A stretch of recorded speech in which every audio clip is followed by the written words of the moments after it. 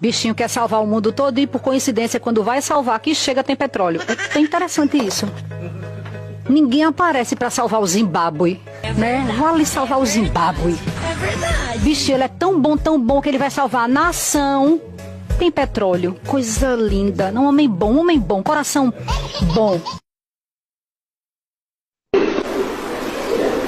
A responsabilidade não é só do Eduardo Bolsonaro, é de líderes como o senhor também, que acha que a gente tem que ter subserviência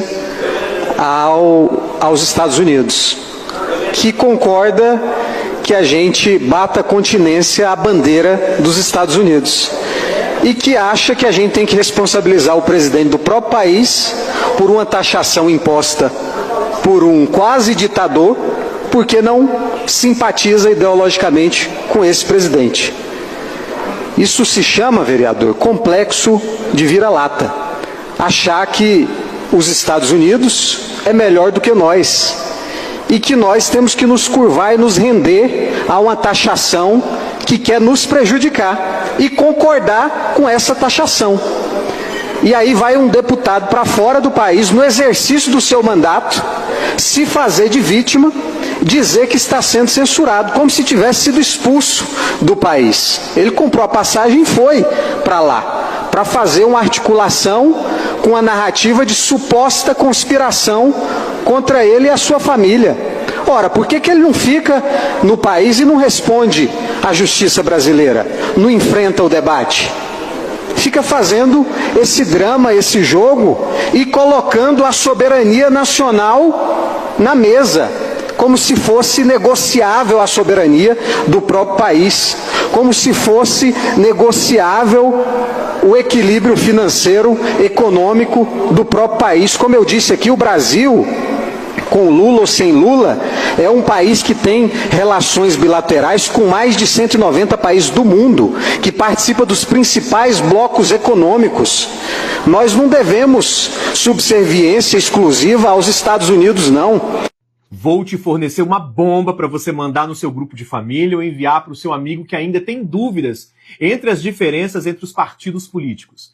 As convenções do PT e do PL, que aconteceram essa semana, revelam diferenças estruturais muito grandes, e eu analisei as duas com exatamente o mesmo método estatístico e da psicologia social.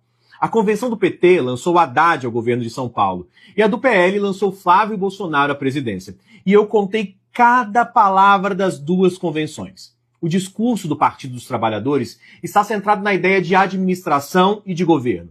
O que salta sempre é São Paulo, que é o foco do discurso. O Estado, o território, a educação, a economia, as cidades do interior, a gestão, o meio ambiente e uma palavra que o próprio Lula repete e pede que a militância carregue no bolso: biografia. Comparem a trajetória dos candidatos, ele diz. No palanque do PT, o centro é um Estado a ser governado e um currículo que comprova a competência para realizar o pretendido.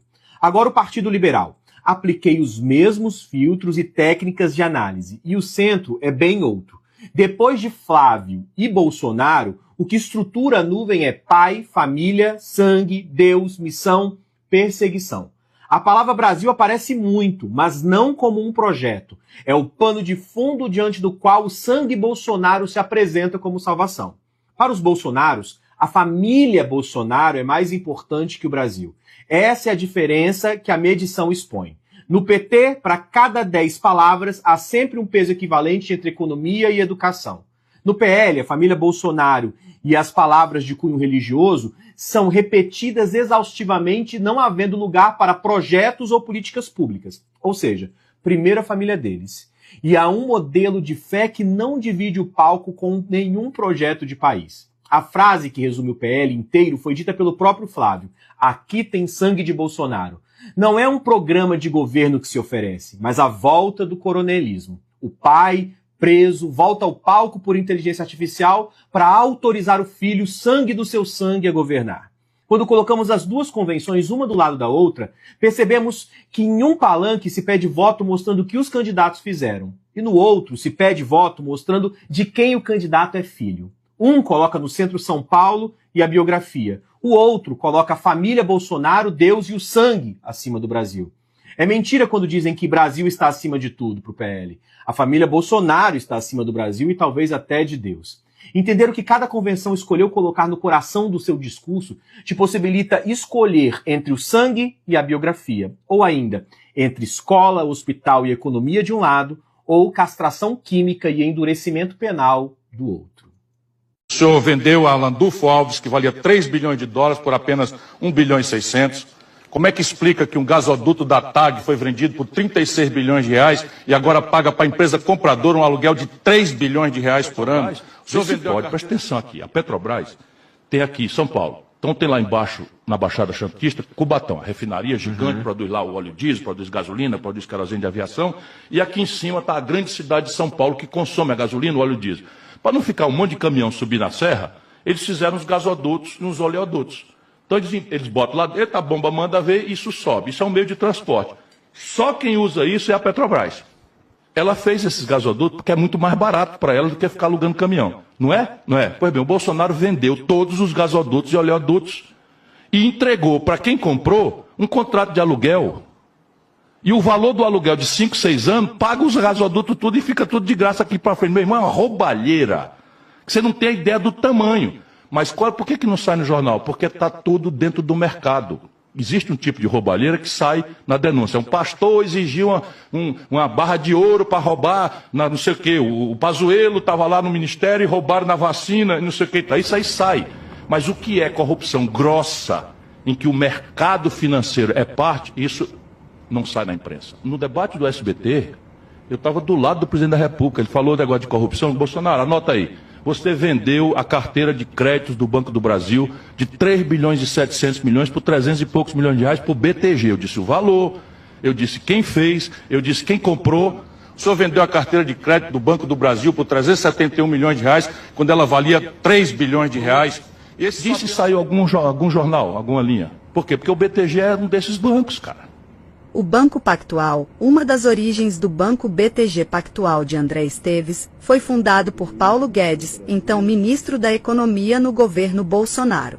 Foi lá que André Esteves iniciou sua carreira aos 21 anos, enquanto ainda estava na faculdade. Tornou-se pupilo e grande amigo do ex-ministro Paulo Guedes, uma amizade que causa temor entre seus concorrentes no mercado financeiro.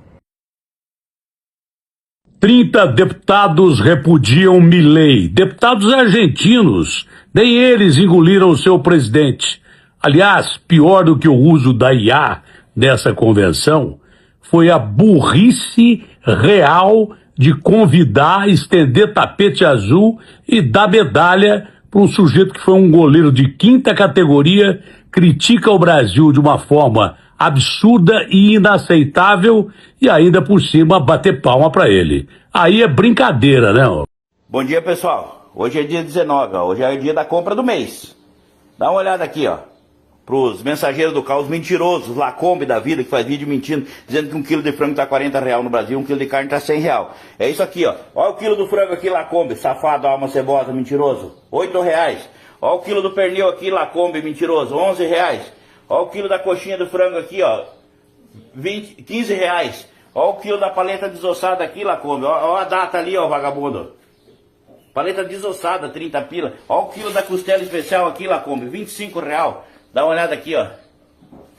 Nada que a mentira de vocês não vai superar. Não vai superar. Que o brasileiro que trabalha, o brasileiro honrado, o verdadeiro patriota, ele ama o seu país. Ele não sai mentindo por aí a favor dos Estados Unidos, seu alma cebosa, seu homem sujo, sem qualidade. Ao poder e ao capital estrangeiro para investir na Argentina, onde pagam menos impostos. No vídeo de hoje veremos que o Brasil atropelou a Argentina no quesito de investimento estrangeiro. A Argentina é essa que tanto se gaba de ser um país internacional, um país que atrai muito mais investimentos que todos os outros, que a principal política pública é esse investimento estrangeiro. Então o Brasil atropelou, vocês vão olhar os números, assim, é muita diferença, coisa assim abismal. Mas o vídeo de hoje é esse, então já deixe seu like, inscreva-se no nosso canal, comente bastante, dessa forma você ajuda no engajamento e valeu! O governo se focou muito, Davi, desde que Milei assumiu, em falar do Rigi, agora Super Rigi. E atrair investimento estrangeiro. Sim, mas isso acaba acontecendo ou não? Coloca um pouco em números para ver onde estamos. Isso não acontece. A verdade é que a mesma realidade que o produtor têxtil conta, estamos vivendo em outros aspectos. Por exemplo, a chegada de investimento estrangeiro direto. Hoje foi apresentado o Super Rig, né? Foi apresentado este novo esquema com benefícios para o setor da inteligência artificial, basicamente para a produção de semicondutores. É feito sob medida para o Vale do Silício, para Elon Musk, para Peter Thiel, para esses grandes personagens amigos do governo que lhes dão benefícios ultra extraordinários. Digamos, por exemplo, que uma PME pague 26% de encargos patronais, estes vão pagar 10%. Quem tem uma empresa na Argentina e paga 35% de imposto de renda, esses vão pagar 15%. E quantos empregos de verdade eles vão dar? Porque essa é a outra discussão. E não há precisão, mas é basicamente investimento de grande volume de dinheiro, mas pouco emprego. Porque são basicamente data centers que vão colocar na Argentina. Bom, essa é a super notícia do RIG de hoje, que complementa o RID que já conhecíamos de antes. Com isso, o governo diz, bom, com isso eu vou trazer muito capital. E bom, vamos ver os números. O que aconteceu, com o investimento estrangeiro direto? Que é muito importante o investimento estrangeiro direto, porque traz tecnologia, traz capital, traz desenvolvimento. Bom, vamos ver dados da OCDE, que é essa Organização de Países Ocidentais Desenvolvidos, que mostra o que aconteceu na região da América Latina. Brasil no topo do ranking com 76 bilhões de dólares, 76.877 milhões, 76 bilhões. Impressionante. México em segundo lugar, 40.871 milhões de dólares. Sim, você diz, bom, Brasil e México são economias maiores que a Argentina, são muito maiores, vivem muito mais pessoas, têm outro volume, é lógico. Chile tem menos da metade da população que vive na Argentina, e de território nem se fala. Bom, 13 bilhões de investimento estrangeiro recebeu no ano passado. E me deixa, perdão por te interromper aqui, mas se isso foi no ano passado, David Boric ainda estava no governo. Exatamente. Ou seja, era um governo de esquerda, se quiser, não era o atual governo de Cast, da ultradireita. Digo, quero contextualizar porque senão, parece que Pinheira estava lá naquela época. Não, isso foi no ano passado com o Boric. Independentemente do governo que esteja, se as condições forem favoráveis e o estímulo e as políticas de Estado estiverem presentes, as coisas avançam. Exatamente. Importa se é de direita ou de esquerda, enquanto houver o que investir e as condições estiverem dadas, estão lá. No Brasil está Lula e no México está Sheinbaum. Passa pelo que você acabou de explicar perfeitamente. Se você gera condições macroeconômicas e de tecido social e de infraestrutura que prometam bons negócios, o dinheiro vai. Colômbia, um país equivalente à Argentina em número de pessoas, eles têm um pouquinho mais, mas a economia deles é um pouco menor. 11 bilhões e 400 milhões. Costa Rica. Vivem 3 milhões e meio de pessoas na Costa Rica. Aqueles que vivem na cidade de Buenos Aires. Vamos colocar assim. A população da cidade de Buenos Aires é toda a Costa Rica. 5.700 milhões de dólares no ano passado e aparece a Argentina, última no ranking regional, com 3.134 milhões de dólares. Ou seja, o governo Milei, que concede concessões fabulosas ao poder e ao capital estrangeiro para investir na Argentina, onde pagam menos impostos, não tem tarifas, dispõe dos dólares. A situação argentina vai última no ranking regional. Vamos continuar analisando alguns dados. Sim, este é o pior resultado de investimento estrangeiro direto desde o ano de 2001. Sério? Sim. Nunca antes a Argentina se saiu tão mal em capturar dinheiro do exterior como agora com Milei. Foi muito melhor com Duhalde, foi muito melhor com Kirchner, foi muito melhor com Cristina Kirchner, com Maurício Macri, com Alberto Fernandes. É o pior resultado em investimento estrangeiro direto para o governo de Milei, que se gaba de abrir tudo para que a Argentina capte dinheiro, né? O pior resultado desde o ano de 2001. Bom, e claro, são dados que a OCDE está apresentando, hein? Sim, quer dizer, não, nem é um órgão nacional. A Organização do Comércio Internacional, sim. Eu já fui bolsonarista, gente. Quando eu falo do bolsonarismo, eu falo com conhecimento de causa. Eu vou dizer uma coisa para vocês. Vocês nunca vão ver um bolsonarista num protesto reivindicando qualquer melhoria para o Brasil, saúde, educação, segurança pública. Vocês nunca vão ver um bolsonarista cobrando de Flávio Bolsonaro um plano de governo.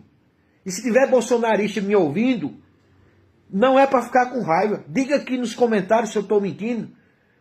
Isso não importa para os bolsonaristas. Só para vocês terem uma ideia, quando o Bolsonaro foi presidente, ele veio aqui na minha cidade e fez uma motociata. Era um bando de gente. Mito, mito, mito. Lula veio agora entregar um hospital para tratar criança com câncer. Vocês sabem o que foi que eles fizeram? Foram lá protestar contra Lula. Já imaginou uma coisa dessa? Que sentido faz isso? Não importa para o bolsonarista o que um governo faz, o que um presidente faz. Eles são movidos pelo ódio e pela mentira. O ódio que eles sentem por Lula é o que importa. Não importa se Lula fizer coisa boa, eles não vão apoiar, não vão gostar. Não importa se Bolsonaro, Flávio Bolsonaro, vai fazer ou não vai fazer pelo Brasil. Isso não importa para eles. O que importa é a mentira e o ódio. E diz assim, você nem pode pisar no Brasil. Então assim, você quer me bater? Vem aqui e pisa no Brasil. Chega aqui. Você tá vivendo com o dinheiro do Daniel Vorcaro, com o dinheiro de ladrão, de vagabundo. Você quer fingir pra quem que você vai me bater? Quando eu tava no plenário da Câmara, te chamando o seu pai e o seu irmão de vagabundo, quadrilheiro e corrupto, você baixava a cabeça. Cara, você é um frouxo, você é um fraco. Você fugiu pros Estados Unidos porque o Lindbergh Farias fez uma representação pedindo sua prisão. É nojento, é aterrador, é um escândalo mundial. E o Donald Trump pediu pra América virar a página, esquecer, seguir em frente, como se os arquivos do Epstein não existissem, como se o nome dele não tivesse ali exaustivamente 38 mil vezes, conectado a tráfico sexual, a abuso de menores, a redes de exploração infantil. Só que não é brincadeira. Isso é basicamente a mesma coisa que dizer que a Bíblia não tem nada a ver com Jesus. Jesus é citado 980 vezes na Bíblia inteira. O Trump é citado 38 mil vezes nos arquivos desse crápula. Você acha mesmo que isso é coincidência? Isso é proporção. E proporção em lógica significa conexão. Quando você diz vira a página, o que você está pedindo é ignorem não só a frequência, mas o conteúdo. Que ignorem os nomes das vítimas, que ignore-se os abusos dos abusos, que se ignore os detalhes dos abusos, que se ignore que esses arquivos documentam o maior escândalo da história moderna, uma rede de tráfico sexual envolvendo os mais poderosos do mundo. E o presidente dos Estados Unidos está ali, 38 mil vezes, conectado aos piores crimes contra crianças que você pode imaginar. Só que tem uma coisa que me espanta ainda mais. A mesma América que exige que você vire a página também exige que você acredite que Jesus é central na Bíblia porque ele é citado 980 vezes. Qual que é a lógica ou critério? Se frequência importa para Jesus, por que não importa para o Donald Trump? Se 980 citações fazem Jesus central, o que fazem 38 mil citações em documentos sobre tráfico sexual infantil? A gente sabe qual é a resposta. Importa. Importa muito. Frequência importa, proporção importa, conexão importa e o horror e a injustiça contra essas pessoas importa muito mais. Trump pediu para virar a página, mas as páginas já foram viradas e o nome dele está em todas elas, conectados aos crimes mais aterradores da história moderna. E pedir para ignorar isso não é pedir para virar a página, é pedir para fingir que essas páginas nunca existiram. Se o 8 de janeiro de 2023 fosse no ano de 1971, o que teria acontecido com esses que quebraram e depredaram todos os prédios de Brasília em nome da manutenção do ex-presidente Jair Messias Bolsonaro na presidência da República? A pergunta que eu quero fazer ao Brasil e a todos os brasileiros, a exemplo do que nós vimos no filme Ainda Estou Aqui, eu vou responder. Todos teriam sido mortos, presos, torturados e mortos e descartados em alto mar, como foi o caso do Rubens Paiva, ex-deputado federal desta casa. Eu nunca vi nenhum partido e nenhum político de direita defender e lutar pelo fim da fome. Eu nunca vi a direita defender justiça social. Eu nunca ouvi a direita falar em igualdade racial. Nunca ouvi falar em casa popular, falar em renda. A minha filiação não foi um convite. Foi uma escolha de vida. Eu cresci vendo a minha mãe na pastoral da criança, junto com outras mulheres, fazendo aquelas multimisturas para ir nos bairros pobres matar a fome das crianças. E eu cresci vendo o meu pai criar um sindicato de trabalhadores, enfrentar empresários do ramo madeireiro, da construção, para dizer que sim, peão tinha direito trabalhista. Então eu entendi qual era o meu lugar. E foi aí que eu comecei a lutar e defender e trabalhar nas campanhas eleitorais, até que em 2003 aquilo me tocou e eu disse, eu vou me filiar e eu vou ajudar agora na construção partidária. Alguém vai ter que chegar e tomar medidas impopulares para colocar o Brasil no rumo certo. O Milei fez isso com muita propriedade na Argentina. Flávio Bolsonaro foi até a Argentina, recebeu o apoio de Milei e prometeu fazer no Brasil um tesouraço inspirado na motosserra argentina. Mas o que a motosserra cortou? Na saúde, o governo Milei cortou quase metade do orçamento federal, encerrou programas e demitiu mais de 2.000 trabalhadores do Ministério da Saúde. E quem sente primeiro esse corte é quem depende do hospital público. Na Argentina de Milei, o consumo de carne bovina caiu ao menor nível desde o início dos registros, em 1914.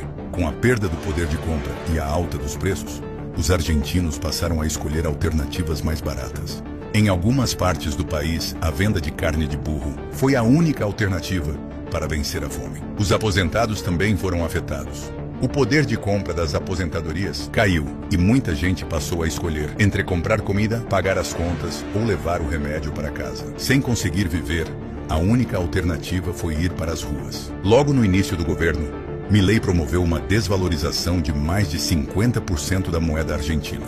O dólar oficial saltou de 400 para 800 pesos. Da noite para o dia, os salários e as aposentadorias perderam valor. Os produtos ficaram mais caros e o poder de compra dos argentinos despencou. Tarcísio chama Milei de exemplo. Flávio promete trazer seu tesouraço para o Brasil. Agora que você sabe o que a motosserra cortou na Argentina, fica a pergunta: você quer isso para o Brasil? O presidente Lula defendeu hoje investimentos nas Forças Armadas para que, nas palavras dele, ninguém meta o nariz no nosso país. Acompanhe agora todos os detalhes na reportagem de Simone Queiroz. Lula chegou a São Paulo ainda pela manhã para uma primeira agenda no Vale do Paraíba. Em Jacareí, visitou uma empresa que fabrica foguetes e mísseis para as Forças Armadas brasileiras. E na presença de ministros e comandantes das Forças Armadas, ressaltou a importância dos investimentos em defesa. Eu quero as Forças Armadas bem preparadas, bem treinadas, com os soldados que for suficiente para tomar conta desse país, e quero ela bem preparada do ponto de vista do poderio de armamento e conhecimento científico e tecnológico, para que a gente possa andar de cabeça erguida, sem nenhuma arrogância, falando em paz, mas preparado para não deixar ninguém meter o nariz no nosso país. O presidente ressaltou que as riquezas naturais do país, como as terras raras, podem despertar o interesse de outras nações e citou até a Guerra do Paraguai no século XIX para reforçar o discurso de soberania. E a gente tem os loucos pelo mundo querendo fazer guerra. E a gente não pode se esquecer que, embora a gente só goste de paz, não pode se esquecer que um belo dia o Paraguai resolveu invadir o Brasil. E aquela guerra que parecia que era nada, durou 5 anos. Lula passará o final de semana no estado de São Paulo. Neste sábado, ele participa em Campinas da convenção do PT, que vai oficializar Fernando Haddad como candidato do partido ao governo paulista. O presidente só deve retornar a Brasília no domingo. E a gente tem que ter orgulho de dizer: não existe no planeta Terra nenhum país com mais de 100 milhões de habitantes que tem um sistema único de saúde que funciona como funciona o nosso SUS. É por isso que o SUS ganhou respeitabilidade. E é por isso que nós estamos fortalecendo o SUS. Eu falei, traga o Tedros aqui, padre. Porque o que eu quero mostrar ao mundo é que é possível cuidar do povo pobre. Quem não tem CPF como o Tedros, que é estrangeiro, tem atendimento pelo SUS também. A gente cria o número na hora, cartão SUS para o Tedros. Então, o Tedros queria conhecer cada vez mais essas transformações no SUS. Muito obrigado.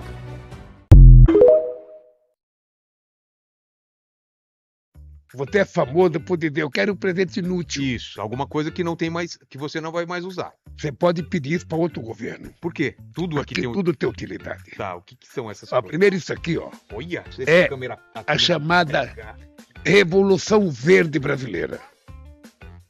Aqui você tem biodiesel, aqui você tem etanol e você tem SAF, você tem combustível de avião. Tudo renovável, tudo. Tudo nosso. E você sabe que o biodiesel foi criado em 2003, quando eu cheguei na presidência. Sim, lembro. Tá?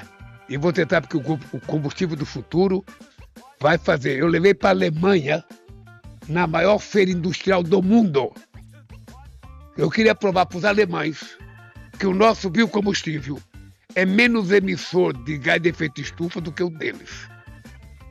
E fomos provar isso no caminhão Mercedes-Benz. Um cara que mediu e controlou era um técnico alemão. O biocombustível brasileiro é 67% menos emissor de gás de efeito estufa que o deles. Tá? E? Esse aqui, meu caro. Deixa eu ver. Embraer? Tenha orgulho disso. Isso é o primeiro supersônico produzido no Brasil. Isso é um avião caça. Caramba. Tá? Esse é sueco que está produzindo aqui no Brasil. Mesmo, hein? É teu. Tá bom. Tem a parte da fábrica que vai ser feita em São Bernardo. Ah, é? Sabe? Nós estamos fazendo aqui no Brasil. Esperamos fazer para vender para outros países. E esse aqui é o rei que salva a vida. O Zé Gotinha. Sabe? O Zé Gotinha, que sido abandonada no governo passado, voltou e está fazendo uma revolução, convencendo aquelas pessoas que foram induzidas a não vacinar as crianças porque virava jacaré, porque virava gay, a dizer que vacina salva vida. E muitas vidas. Lula acaba de inaugurar hospitais, ferrovias e portos em uma sequência de anúncios que está movimentando o país. Na saúde, o pacote inclui o novo Hospital Regional do Litoral Norte, na Bahia, o Hospital Universitário da UFSJ, em Divinópolis, Minas Gerais, o Hospital da Universidade Federal de Catalão, em Goiás, e o primeiro Hospital Oncológico Interestadual do país, em Lagarto, Sergipe. Na infraestrutura, os destaques são o trecho 6 da Transnordestina no Ceará, o túnel Major Salles, que irá receber as águas do Rio São Francisco, no Rio Grande do Norte, e o primeiro terminal de contêineres 100% eletrificado da América Latina, em Suape, Pernambuco. É tanta entrega que fica até difícil acompanhar. Também teve a inauguração do primeiro trecho da Ferrovia Estadual de Mato Grosso e o início da construção da maior ponte da América Latina, que irá ligar a capital baiana à ilha de Itaparica. Para fechar, o governo anunciou 85 mil novas moradias do Minha Casa Minha Vida por todo o país. Nossa, quanta coisa! O que você está achando dessas entregas do governo Lula? Deixe nos comentários.